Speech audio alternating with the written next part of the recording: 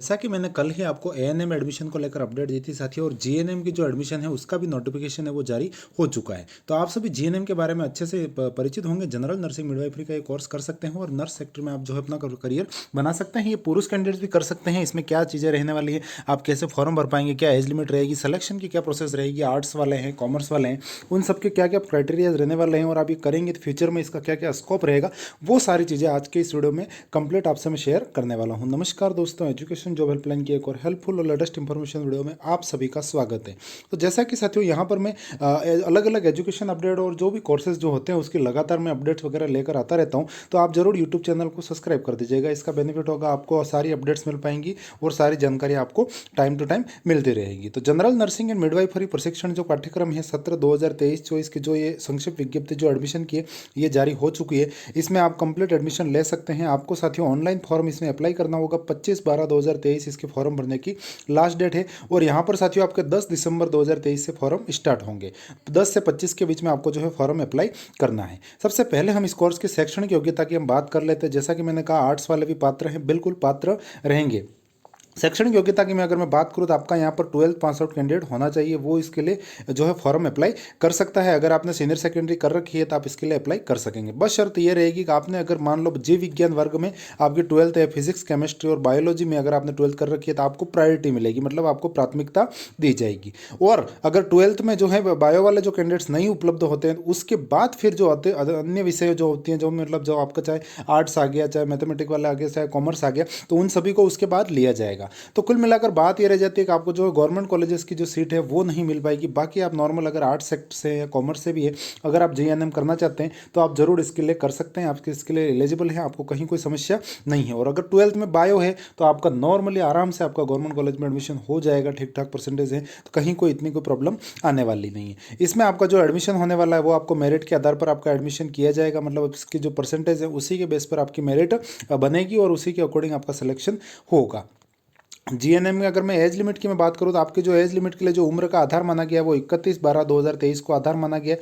न्यूनतम 17 वर्ष होनी चाहिए और अधिकतम 28 वर्ष होनी चाहिए पुरुषों के लिए, और महिलाओं के लिए न्यूनतम अधिकतम 34 वर्ष तक है तो वो भी अप्लाई कर सकती है। उसके बाद SC ST कैंडिडेट्स की जो अभ्यर्थियों की जो है उनको 5 वर्ष की और छूट मिल जाती है, मतलब अगर वो पुरुष है ST का तो 28 में आप 5 और जोड़ दीजिए तो आपको और बेहतरीन अवसर और लास्ट तक मिलने वाला है। तो आप इस अकॉर्डिंग जो अपनी एज लिमिट है उस अकॉर्डिंग आप देख सकते हैं। बाकी महिला स्वास्थ्य करें तो मान लो कोई एएनएम है पहले से तो उनके लिए 40 वर्ष की सीमा है, और जो कार्मिक वगैरह जो होते हैं आशा सहयोगिनी वगैरह को एएनएम में मिलता है। बाकी जीएनएम में अगर आप पहले से एएनएम वगैरह कार्यरत है तो आप जीएनएम करने के लिए भी एलिजिबल रहते हैं। इसमें सारी चीज़ें 1 by 1 लिखी हुई हैं। आपका जो कैटेगरी सर्टिफिकेट जो आप तैयार करते हो वो आपको तैयार करना होगा और उसको बनाना होगा। इस डेटा बीच की टाइमलाइन में जो नवीनतम प्रमाण पत्र है वो आपको देना होगा।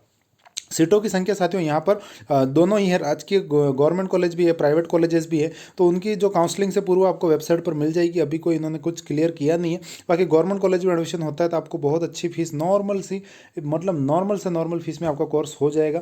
और प्राइवेट कॉलेजेस में थोड़ा आपको फीस वगैरह लगने वाली है। महिला अभ्यर्थियों में जो है आपने जैसे पूछा पुरुष अभ्यर्थी कर सकते हैं, बिल्कुल कर सकते हैं। बस बात यह है कि अगर आपके 100 सीटों पर एडमिशन हो रहा है कॉलेज में तो उसमें 80 सीटें महिलाओं को दी जाएगी और 20 सीटें पुरुषों को दी जाएगी। मतलब पुरुषों के लिए थोड़े से चांसेस कम रहते हैं, लेकिन जीएनएम पुरुष करते भी कम है, इसमें कोई डाउट वाली बात नहीं है। तो अगर आपका इंटरेस्ट है इस नर्सिंग सेक्टर में अपना फ्यूचर बनाना चाहते हैं तो आप भी फॉर्म अप्लाई करके इसमें पार्टिसिपेट कर सकते हैं। और नॉर्मली प्राइवेट कॉलेजेस में तो आराम से हो जाएगा, इतना कोई इशू वाली बात नहीं है। पाठ्यक्रम की अवधि की मैं बात करूँ, आपका 3 साल का ये जीएनएम रहने वाला है, जिसमें 6 महीने की इंटर्नशिप भी आपकी इसमें शामिल रहेगी। तो ये आप कर सकते हैं और इसमें आपको काफ़ी अच्छा अवसर मिलेगा। और मैं फीस की जैसे आपको बता ही रहा हूँ, गवर्नमेंट कॉलेज प्राइवेट कॉलेज बता रहा हूँ, तो इस गवर्नमेंट कॉलेज की मैं अगर मैं फीस की बात करूँ तो आपको 10,000 boys general OBC criminal candidates को 10,000 रुपये, और SC ST MBC EWS non criminal OBC और सारी फीमेल जनरल की फीमेल है उनको भी मात्र 4,000 रुपये फीस लगने वाली है।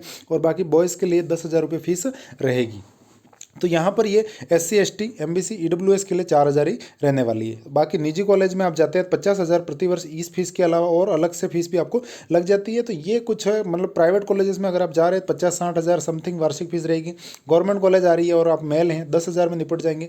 अगर आप SC ST MBC female candidates हैं 4,000 में निपट जाएंगे। तो गवर्नमेंट कॉलेज मिलती है, उसके बाद कहीं कोई समस्या नहीं है। नाम मात्र की फीस में आप ये कोर्स है वो कर पाएंगे। आप जो आवेदन कर रहे हैं उसके लिए आपको साथियों कंप्लीट मेरिट तैयार की जाएगी। जो आपके 12th के परसेंटेज है उस अकॉर्डिंग आपको मेरिट ली जाएगी और आपने जो विकल्प दिए हैं उस अकॉर्डिंग फिर आपको जो है आवंटन कर दिया जाएगा। कॉलेजेस वगैरह का आप ऑनलाइन फॉर्म में सारी चीज़ें आपको ऑप्शन देखने को मिल जाएंगे। जनरल ओबीसी जो ईडब्ल्यूएस कैंडिडेट्स हैं उनको 220 रुपये, SC ST कैंडिडेट्स के लिए 110 रुपये ये जो है फॉर्म भरते हैं उसकी फीस आपकी रहने वाली है। आपको जो है rajswasthya.nic.in की वेबसाइट पर जाकर ये ऑनलाइन फॉर्म भरना है। आपको यहाँ पर ऑफलाइन फॉर्म की प्रोसेसिंग नहीं है। ANM में ऑफलाइन था तो जिसका मैंने एजुकेशन जॉब हेल्पलाइन पर आपको फॉर्म भी उपलब्ध करवाया। GNM में साथियों मैंने शॉर्ट विज्ञप्ति बताई है। आपको अगर आप GNM में रियली इंटरेस्टेड है तो आपको ये विस्तृत विज्ञप्ति जरूर पढ़नी चाहिए।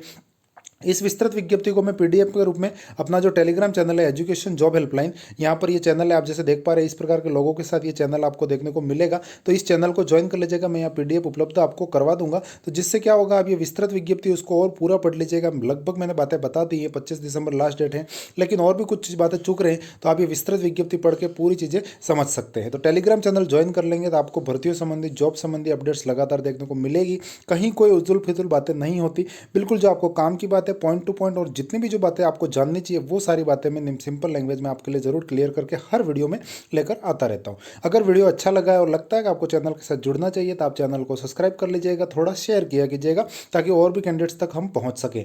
और बाकी हमारा जो टेलीग्राम चैनल है उसको ज्वाइन कर लीजिएगा ताकि आपको अपडेट्स मिलती रहे। GNM करना चाहते हैं तो ये विस्तृत विज्ञप्ति जरूर पढ़िएगा, जल्दबाजी मत कीजिएगा, कुछ भी गलती हो सकती है। इसको पढ़ लेंगे तो आपको सारी चीज़ें और क्लियर हो जाएगी। बाकी मोस्टली बातें मैंने आपको बता ही दी। तो इसी प्रकार की अपडेट्स के लिए चैनल को सब्सक्राइब करके साथ जुड़िए, टेलीग्राम को ज्वाइन कर लीजिए। मिलेंगे और किसी नई अपडेट के साथ, तब तक के लिए जय हिंद, वंदे मातरम।